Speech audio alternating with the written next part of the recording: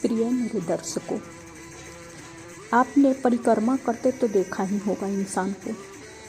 कई लोग परिक्रमा मंदिर के करते हैं, कई लोग परिक्रमा मूर्ति के करते हैं, कई लोग परिक्रमा पेड़ों के करते हैं, कई लोग परिक्रमा तुलसी के करते हैं। तो ये सारे जो परिक्रमा करते हैं वो क्यों करते हैं, आप जानना ही चाहेंगे। परिक्रमा करने का चलन सभी धर्मों में, लगभग कई धर्मों में है।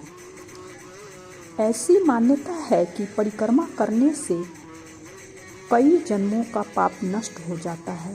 शास्त्रों में कहा गया है कि यानी कानी च पापानी ज्ञाता ज्ञात कत्तानि च तानि सर्वाणि नश्यन्ति प्रदक्षिणे पदे पदे।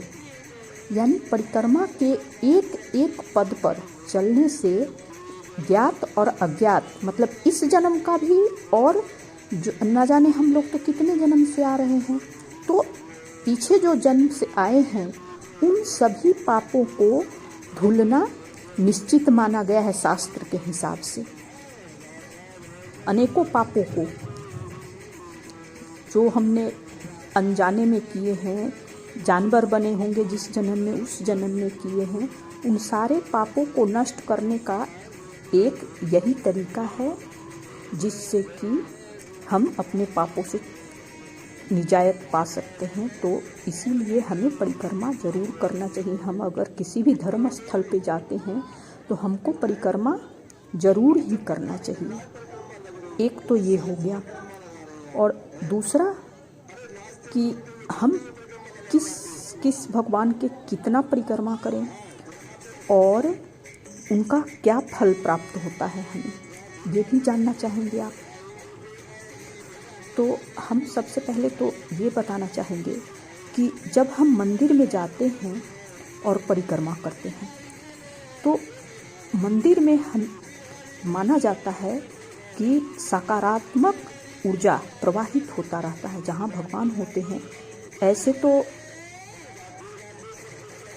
हर जगह भगवान कहा गया है कि हर जगह भगवान है, लेकिन फिर भी एक उनका जगह सुनिश्चित है, वो है मंदिर। मंदिर में उनकी प्राण प्रतिष्ठा होती है।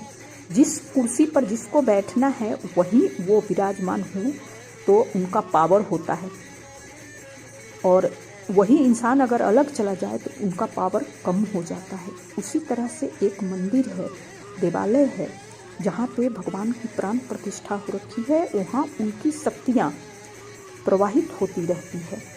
और जब हम उनका परिक्रमा करते हैं तो वो चमत्कारी ऊर्जा हमारे शरीर को छूता है, हम उसमें सम्माहित होते हैं और हमारे में वो सम्माहित होते हैं।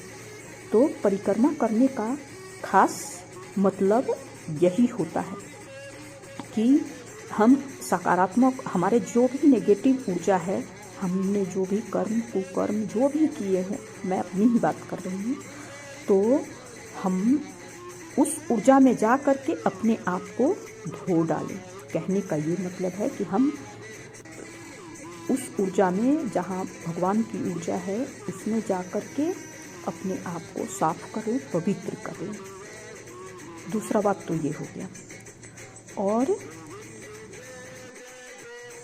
परिक्रमा का एक और तरह से देखा जाता है कि संपूर्ण ब्रह्मांड परिक्रमा कर रहा है।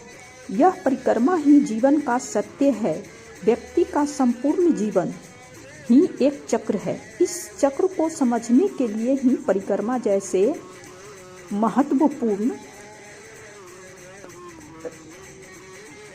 एक पूजा बनाया गया है। भगवान में ही सारी सृष्टि समाई हुई है और उन्हीं से हम लोग भी उत्पन्न हुए हैं, और उन्हीं की परिक्रमा करके यह मान रहे हैं कि आपने हमें जन्म दिया है और आप ही के हिसाब से हम चल रहे हैं। यहाँ तक के कि सारे ग्रह नक्षत्र, पृथ्वी, सब परिक्रमा के दौर से दौर में हैं, तो हम क्यों अछूते रहें। इसीलिए हम भी परिक्रमा करते हैं। और भी इसकी धार्मिक के साथ साथ में वैज्ञानिक महत्व भी है। कौन से भगवान को हम कितनी परिक्रमा करें, ये भी इंसान सोचता रहता है। ऐसे सीधे सीधे घूमना तो होता नहीं है। और हम कैसे परिक्रमा करें, तो परिक्रमा हमेशा दाएं, भगवान जी बैठे हैं उनके तरफ हमारा दायां हाथ होना चाहिए। जब हम परिक्रमा करें तो उनके तरफ हमारा दाहिना हाथ होना चाहिए, भगवान के तरफ। तो चलिए अब जानते हैं कि कौन से भगवान को कितना परिक्रमा करना चाहिए। तो शिव जी को आधी परिक्रमा की जाती है। शिव जी की परिक्रमा करने से बुरे ख्यालात और अनर्गल स्वप्न, जो ऐसे बेतुका के स्वप्न रात के हम देख करके डर जाते हैं, इसका निदान होता है। शिव जी के परिक्रमा करने से ये बुरे ख्यालात नहीं आते हैं। लेकिन शिव जी के परिक्रमा करते समय आधी परिक्रमा करना है, क्योंकि जल जहाँ से प्रवाह होता है उसको नहीं लांघना चाहिए। तो आधी परिक्रमा शिव जी की होती है। चलिए अब आगे बढ़ते हैं गणेश भगवान की तरफ। तो गणेश भगवान और हनुमान जी की 3 परिक्रमा करने का विधान है।